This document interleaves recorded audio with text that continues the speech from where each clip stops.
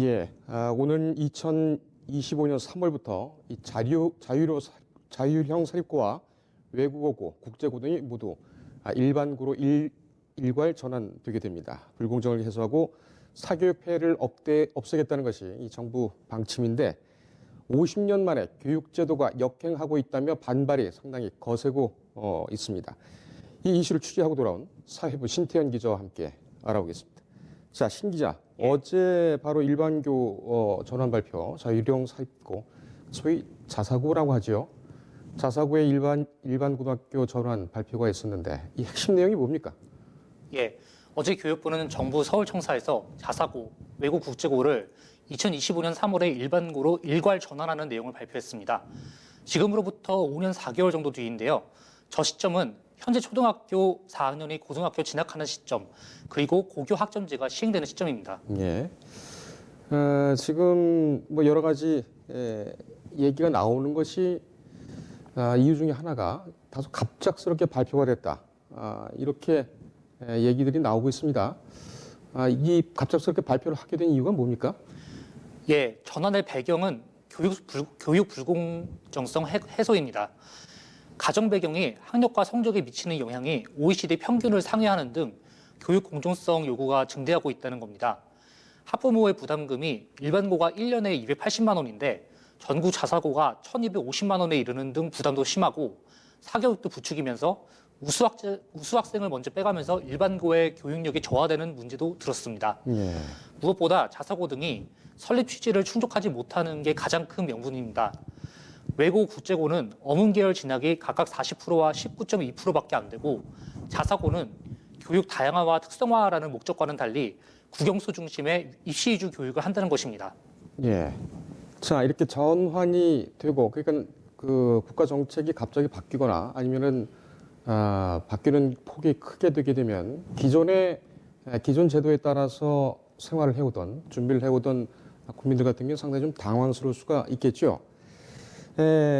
이 전환 시행되기 전에 자사고나 외고, 국제고로 진학을 하려고 준비를 했던 그 학생들은 어떻게 해야 됩니까? 예, 전환되기 전에 입학한 학생들의 경우 졸업할 때까지 자사고, 외고, 국제고의 학생 신분이 유지가 됩니다. 자사고 등은 일반고로 전환된 이후 학생의 선발과 배정은 일반고와 동일하게 운영되며 학교의 명칭과 특성화된 교육과정도 기존과 똑같게 유지할 수 있습니다. 전환 학교에는 3년 동안 10억 원을 지원해 안정적인 일반고 운영을 돕는다는 구상입니다. 예. 화요일에 학종 실태 조사가 있었고 다소 좀 충격적인 내용도 나왔습니다. 특히 고교 서열화, 이것이 가장 큰 충격을 줬는데 전국 단위 일반고로 바꾸면서 이 지금 일반고로 다 전환하게 되면은 그런 폐해는 없어질지라도 강남 8학군, 소위 그 학군이 좋은 곳이죠. 이런 쪽으로 그 학생들이 대거 몰리면서 과거와 같은 그런 병폐, 다시 말하면 강남, 서울 강남 지역을 중심으로 한 사교육의 열풍, 이런 것이 또 후유증으로 나오지 않겠느냐, 이런 지적도 있죠. 예, 일단 교육부는 과학과 영재고는 설립 취지를 달성하고 있다는 이유로 이제 좀 유지를 하려고 합니다. 과학고의 이공계 진학이 96.8%라는데요. 다만 학생 모집 시기와 방법을 개선하는 등 사교육 유발 요인을 정비하려는 방향을 이제 택하려고 합니다.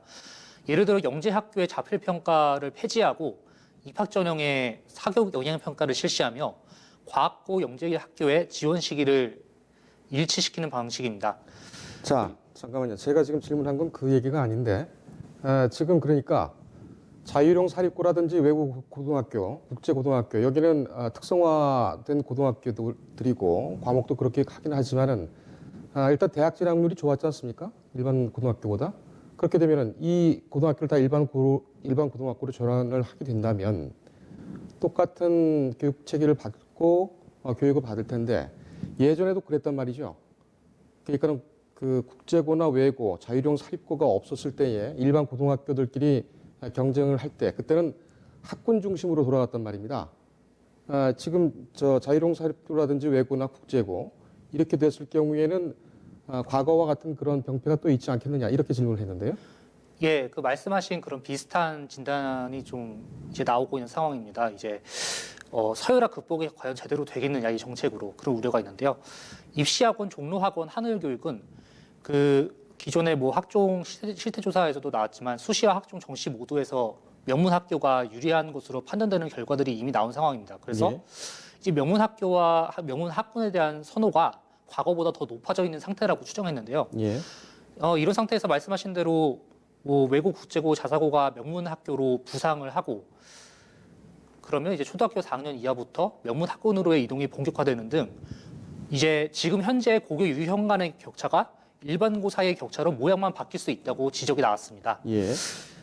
그래서 이에 대해서 교육부는 일단 현재 그 자사고, 외고, 국제고로 대표되는 학교 유형의 다양성이 일반고 역량 강화와 고교 학점제로 인해서 학교 내부의 다양성으로 대체되면 된다는 입장입니다. 예. 명문 학교가 있더라도 다양성이 있지 않으면 되느냐는 좀 이상적인 답변을 내놨습니다. 예. 방금 전에 그 질문을 할 때 과학고하고 영재학교를 얘기를 하면서 여긴 왜 일반 학교로 전환에 대상되지 않았느냐. 아마 이 질문을 예상을 했는데 갑자기 풍선 효과를 얘기를 하면서 강남 8학군을 얘기를 하니까 조금 헷갈렸던 모양이군요.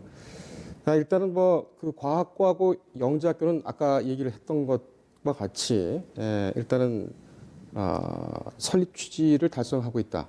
글쎄요, 이 현실 실무를 하고 있는 각 현실 학교에서는 어떻게 평가를 할지는 모르겠으나 일단은 이렇게 간다는 거 아니겠습니까? 알겠습니다. 그러면은 지금 방금 얘기를 했듯이 이 학군의 집중 현상도 있을 테지만 우리가 알지 못하는 예측하지 못한 그런 실무상의 그러니까는 과학 외고라든지 자사고에서만 볼 수 있는 그 현장에서 볼 수 있는 그런 우려되는 사항에 대한 그 지적은 없습니까? 어떤 게 있습니까? 예, 일단 그 서울 자사고 모임인 이제 자사형 같은 경우는 예. 이제 교육부 발표 직후 서울중구 이화 여자고등학교에서 기자회견을 열었습니다. 예.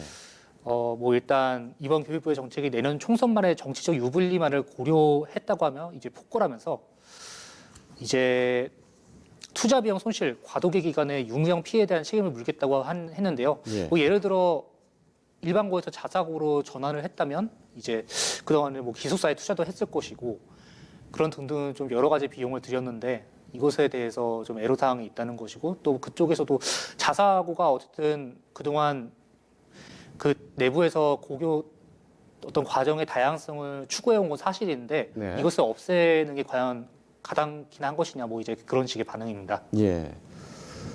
교육부도 설명을 했을 텐데요. 어떻게 설명합니까? 예, 일단 교육부 같은 경우는 아까 다양성 이야기는 아까 좀 이상적으로 이야기했었고 예. 이제 뭐 그 정치 발표 이후 기자와의 질의응답에서 이제 뭐 기숙사 비용을 어떻게 하느냐 이제 이렇게 질문이 나왔더니 교육부 답변은 그것은 학교와 교육청과 협의할 문제고 그 다음에 꼭 기숙사만이 아니라 다양한 공간으로 활용할 수 있다 뭐 이런 답변이었습니다. 그래서 만약 이 정책이 유지가 된다면 입시상의 혼란은 덜하게 되겠지만 비용 문제로 잡음이 계속 생길 것은 피할 수가 없어 보입니다. 알겠습니다. 잡음이 지금 있다고 하더라도 교육 같은 경우에는 상당히 오래 내다보고 멀리 내다보고 그 수립을 해야 되는 정책 아니겠습니까? 이것이 과연 2025년도에 되겠느냐 이런 지적도 나옵니다. 다시 말하면 정부가 바뀌게 되면 다시 백지화 시킬 것 아니겠느냐 이런 지적도 나와요. 이거를 뭐 그냥 한 귀로 흘려들을 수는 없는 것 같은데 이것에 대해서는 정부가 뭐라고 설명을 했습니까? 예, 일단 그런 우려가 나오는 이유는 이게 대통령령의 시행령의 규정을 바꿔서 이제 달성을 하겠다는 것이기 때문에 그 우려가 나온대요. 말씀하신 네. 대로 그러면 정권이 바뀌면은 이제 다시 바뀌는 거 아니냐 이런 우려가 나올 수밖에 없습니다. 그런데 정부는 이에 대해서 명확한 답변을 피해갔는데요. 그냥 뭐 되게 모호해서 그냥 그 답변을 요약하자면 그냥 우리가 이제 국민들의 신뢰를 뭐 얻는 것이 필요하다, 패러다임을 바꾸는 것이 필요하다 이런 내용이어서 질문과 전혀 상관없는 답변을 했기 때문에 예. 그 부분에 대해서는 결국 명확한 구상이나 정책이 없다는 걸로밖에 볼 수가 없었습니다. 알겠습니다. 하향 평준화란 말이 아까 얘기를 했던 그 강남 8학군 얘기를 했던 그 부분과 연결이 좀 되는 질문인 것 같습니다. 그렇다면 일반고를 상향시켜야 된다? 그래서 수준을 맞춰야 된다? 뭐 이런 논리로도 얘기를 반박을 할 수가 있을 것 같은데 그렇다면은 이 지금 일반 고등학교 여기는 어떻게 그 교육 현실을 좀 올린다는 보관을 갖고 있습니까? 예, 정부는 앞으로 5년 동안, 즉 이제 그 일괄 전환 직전까지 2조 2천억 원을 투입해 일반고 중심의 고교 생태계를 복원한다는 구상입니다. 네. 그래서 학생 진로, 학업 설계를 위한 원스톱 지원 시스템, 맞춤형 교육, 생애 주기별 연수 등 교원 역량 강화, 학교 공간의 혁신 등을 이제 추진합니다. 예. 그렇게 생태계를 복원한 뒤에는 고교 학점제를 시행해서 학생 자신이 교육 과정과 진로 과정을 개별적으로 설계하도록 한다는 정책입니다. 예. 알겠습니다. 자, 신 기자는 이 자율형 사립고부터 시작해서 일반고 전환, 뭐 쭉 계속 교육 쪽을 취재를 하고 있기 때문에 아까 정부의 그 내용을 설명을 하면서 실소를 한 것 같기도 하고 교육 현장을 취재하는 기자로서 어떻게 생각을 합니까? 이번에 그 정부의 자사고 등의 일반고 전환 어떻게 생각합니까?